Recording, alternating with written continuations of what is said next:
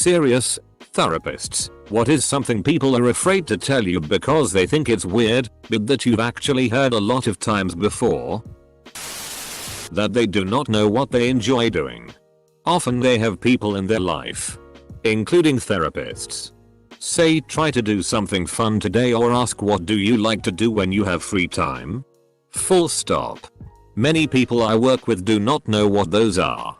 Once I explain that I dislike these statements questions because they assume people should know the answer, and that many people don't, I can watch as they relax, take a deep breath, and say something to the effect of, "Oh my, that's so good to hear. I have no idea what I like to do." That's part of the problem. Full stop. More often than not they feel like they should know and that everyone else their age has it figured out. They are embarrassed to say that they don't know when in fact not knowing is very common. I couldn't even try to count how many clients I've had this conversation with.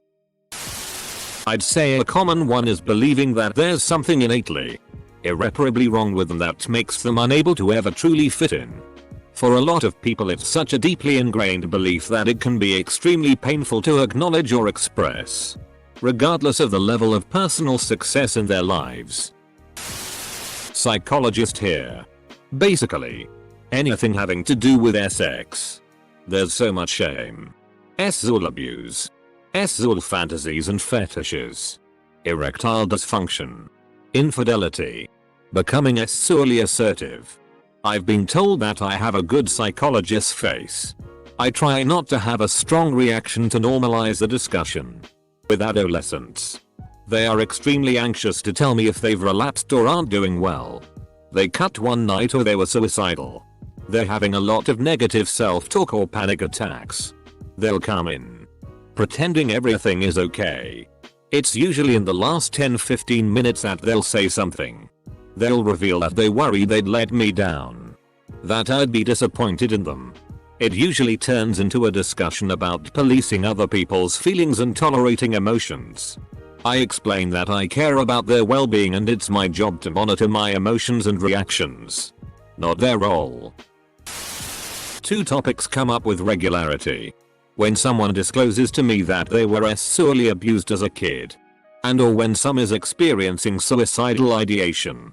Both are something I hear from clients every single day, and so I don't find it weird at all.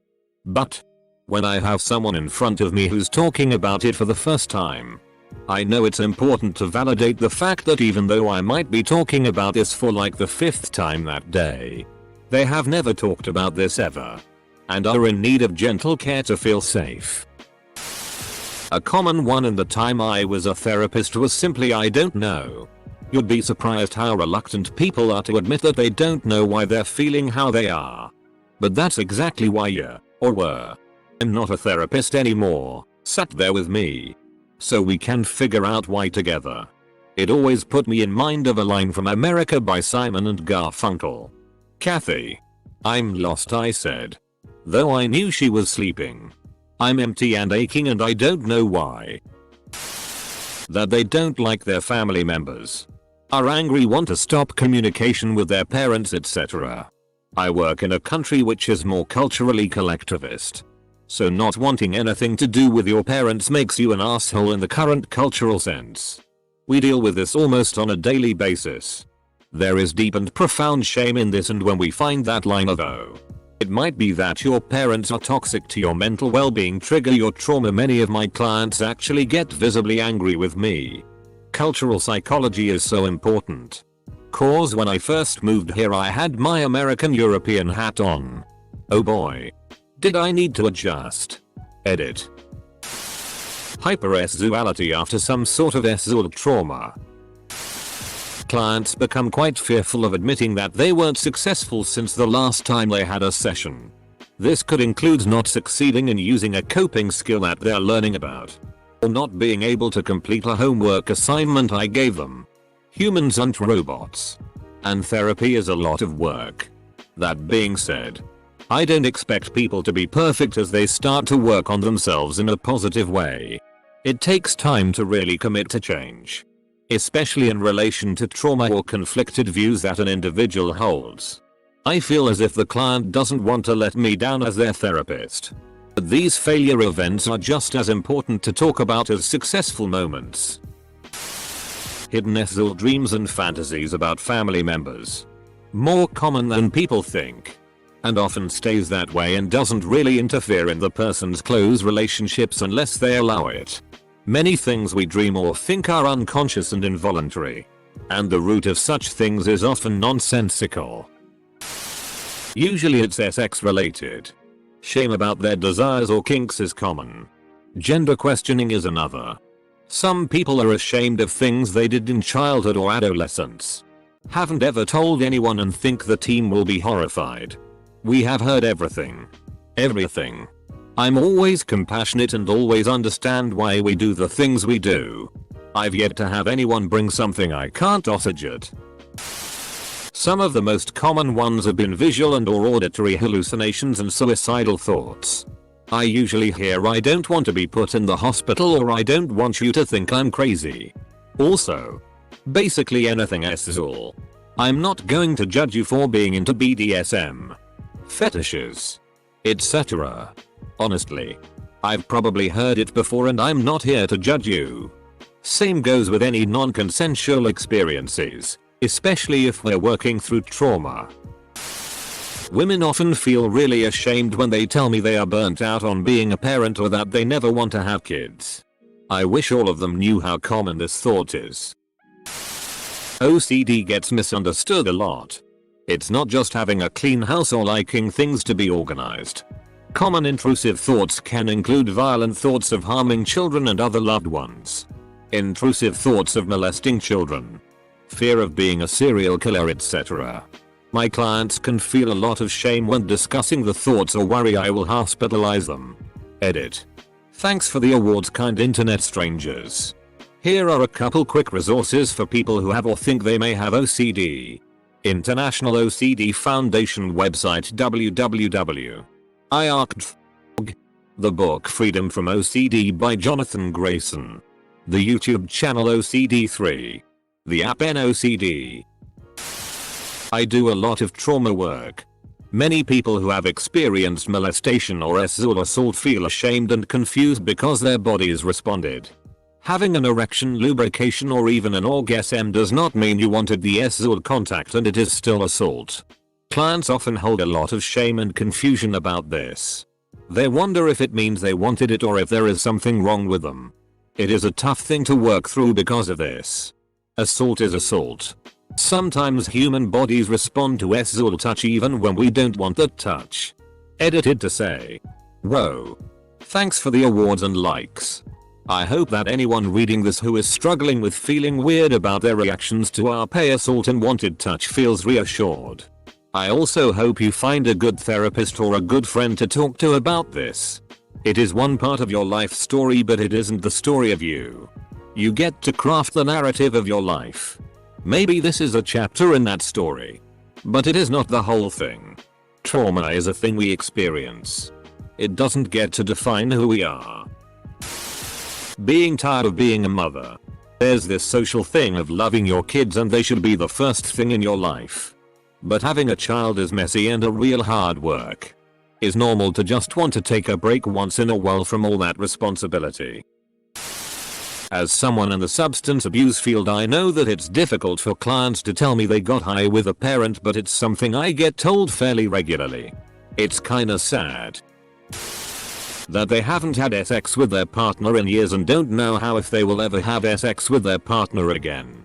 There is so much shame around sex in the USA that a lot of people are scared to talk to their partner about their SZOL needs. Time goes by, and suddenly they haven't had sex in 3, 5, 10 years. It starts for a lot of people in their 40s and 50s.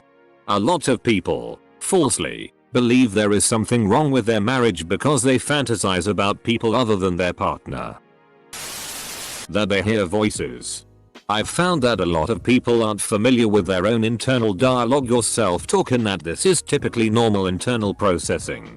A lot of people think that they are hearing voices and hallucinating. There are some pretty simple questions we can ask to determine if it's hallucinating or just internal dialogue. And most often it's the latter. Edit. I want to clarify that not everyone has an internal voice. Some have none at all. Some have more of a system of thoughts that aren't verbal. Feelings. Or images. That's normal too. Edit 2. Thank you for the awards. I don't think I've ever had feedback like that. Q. Edit 3. I am really happy to answer questions and dispense general wellness suggestions here, but please keep in mind none of my comments etc. should be taken as a substitute for assessment, screening, diagnosis or treatment. That needs to be done by someone attending specifically to you who can gather the necessary information that I cannot and will not do via Reddit. I'm support worker, social worker, not a therapist.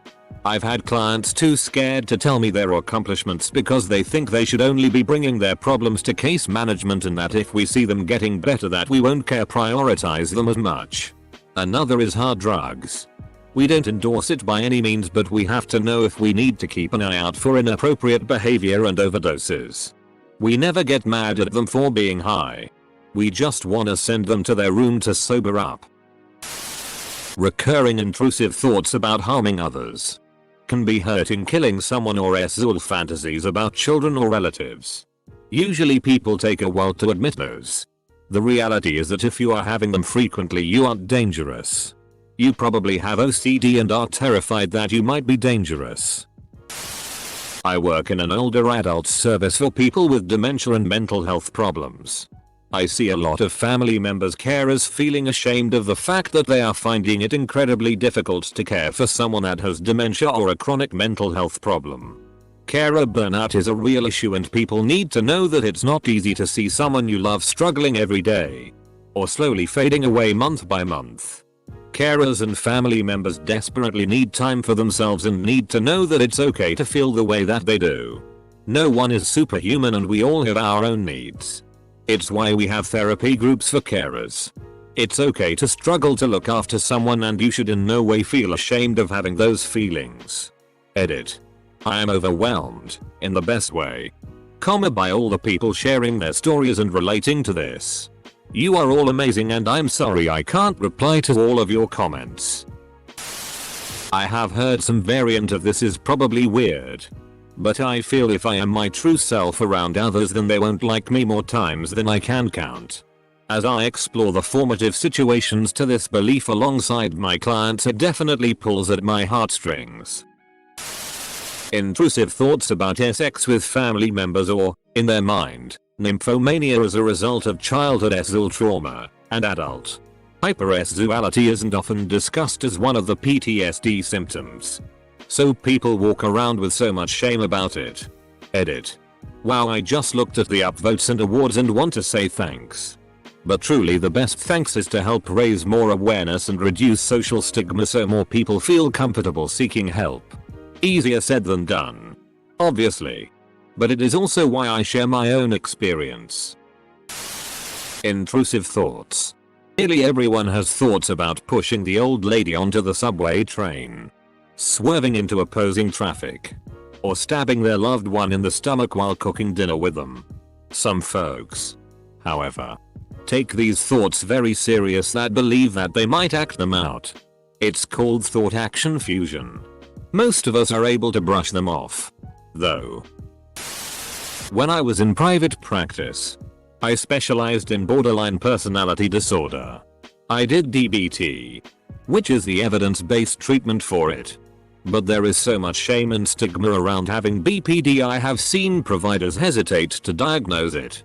My favorite sessions were the ones where I would talk about why and how people get BPD, and seeing the relief on people's faces when a therapist can see that this is also something happening to them and that there is a type of therapy specifically designed to help us. Those were my favorite sessions. And to answer the question correctly, BPD is much more common than people think. Everything. Did clinical work for about 5 years and heard just about everything 10 times over.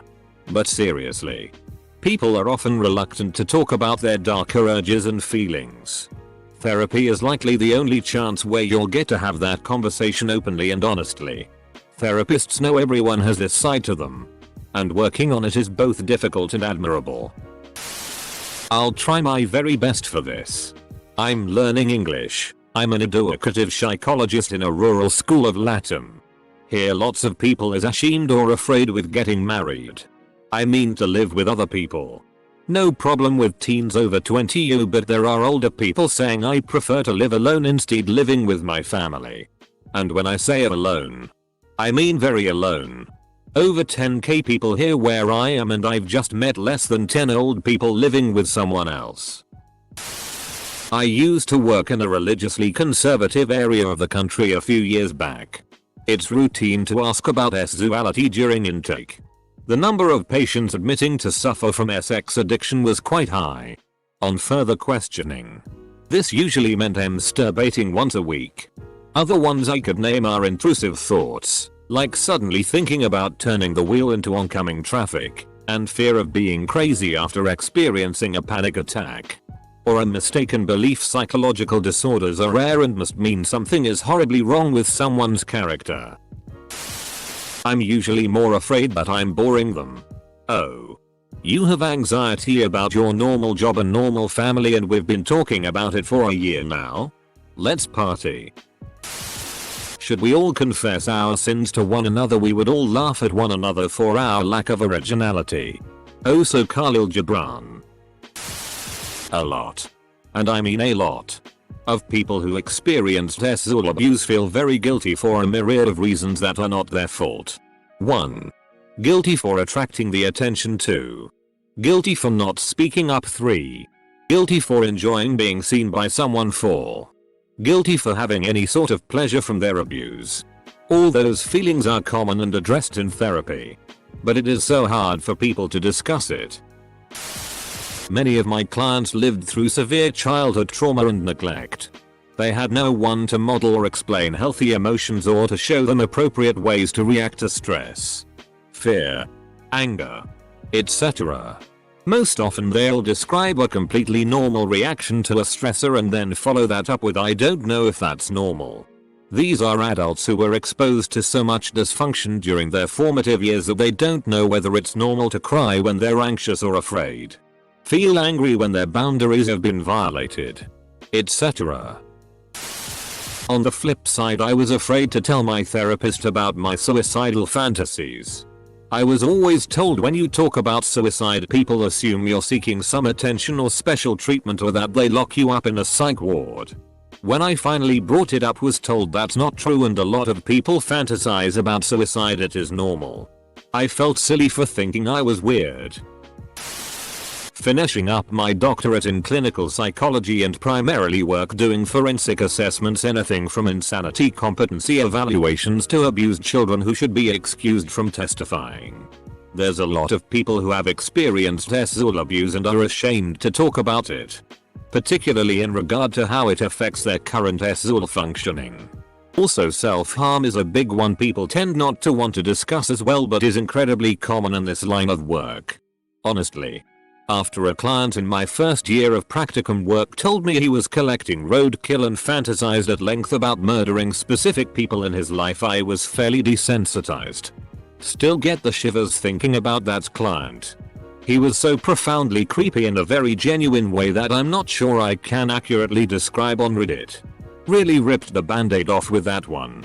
Side effects of medication. Losing your sex drive is a common effect of SSRIs, and when I meet with patients after they've been prescribed, I'll ask about whether they've noticed a difference. Often, they have but are worried about telling their prescriber. I will advocate for them to do so, and it is usually a positive experience for them.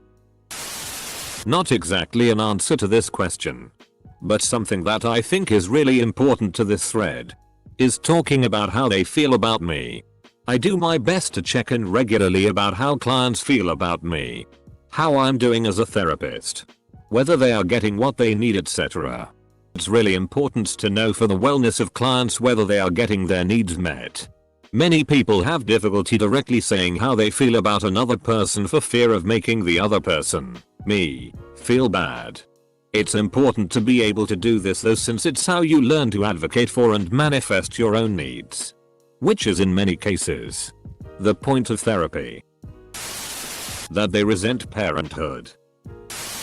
OCD related obsessions about harming their children and pedophilic obsessions. But I'm a specialist in OCD. So I hear a lot of things people would think are awful but are really just symptoms affecting good people. Masturbation. This issue can cause issues with people's psyche and relationships but is very hard for people to talk about. So many things. All very subjective. But mostly something that makes them feel like they are abnormal in some way. Creepy. Unsuccessful. Failures. Different things make people feel that way and it's always hard to admit. It takes a lot of courage to be open and honest in therapy and I value that bravery and their risk taking every time. Late to the party. But I would add, aside from the replies I have already read, that couples come to counseling frequently and don't know how to end the relationship. I usually ask if we are working on reconciliation or separation. That gets them talking about it. Sometimes it works. Sometimes it doesn't. Sometimes people want me to decide for them to end the relationship. But I really don't want that responsibility. I just encourage them to think about their relationship more. Clients who have been sexually abused who feel ashamed to say that they can only get stimulated by thoughts of the abuse. It's common with trauma. You experience intrusive thoughts and memories. Your body was classically conditioned to associate pleasure with the abuse and unlearning that will take time. Can I get some of y'all for therapists? My last one said on the first apt. If you're not willing to open up about the thing causing all of your trauma, there's no point in coming back. Like damn bitch. Maybe warm up to that kinda tea or duck you. Maybe I don't have trauma. I do but still lol. Rather ducking presumptuous. Sorry for the mini paragraph. T's just been irking me since it happened. Skin picking. Seriously. It's dirt common in people with anxiety disorders and depression who have a tendency toward perfectionism. The obsession over smooth skin overrides all logical thought. Especially common in acne-prone folks. Trans clients who have doubt about their gender. Seriously. You can't live in a society which hammers down that you're invalid and not sometimes question things, let alone the complexity and irreversibility of some medical transition procedures. Literally anything involving sex, from compulsive masturbation to demisexuality to sex aversion due to trauma to having eyes for somebody extramaritally but not wanting to act on it. The grand prize, however, goes to people who believe so deeply that their emotions are wrong. They admit how they feel because of shame for feeling that way, and the amount of normalizing feeling angry or sad or scared of something I have to do is enormous. In a treatment facility, I found it was difficult for people to share their negative experiences within the facility. Like when our psychiatrist would blab on about her family during her sessions with patients and didn't let them talk about their own issues. Or when the nurse was extending disrespectful to them because they were only drug addicts. Not as people. I was able to develop great rapport with my patients. And still very few of them open up about being treated like dirt in our facility. Please. If you can feel like you trust your therapist, bring concerns about staff up. Because we care how you're treated and maybe we can do something about it while also helping you cope with that kind of treatment from others. Sex related most of the time. Cross-dressing was probably the big one that came up a lot. However, I had a client who has a strained relationship with her dad. Worked to the point of alright, let's have a family session. Client was dead set on telling me almost every session about her dad's obsession with cross-dressing and it ruined the entire family's relationship with one another due to the roles each would okay to cover up his behavior in public. My dumbass didn't look at the client file because if I did I would have never suggested this. Fam session comes up. And the individual who walks in the door is someone I effing hated due to previous interactions in college. This dude was a shady business owner who I threatened to take to court, ended up in my favor. So now I'm sitting across from someone my client absolutely hates. The mom wants a divorce from, he was always wearing her clothes. And who I extremely dislike and literally everyone in my friend group hates.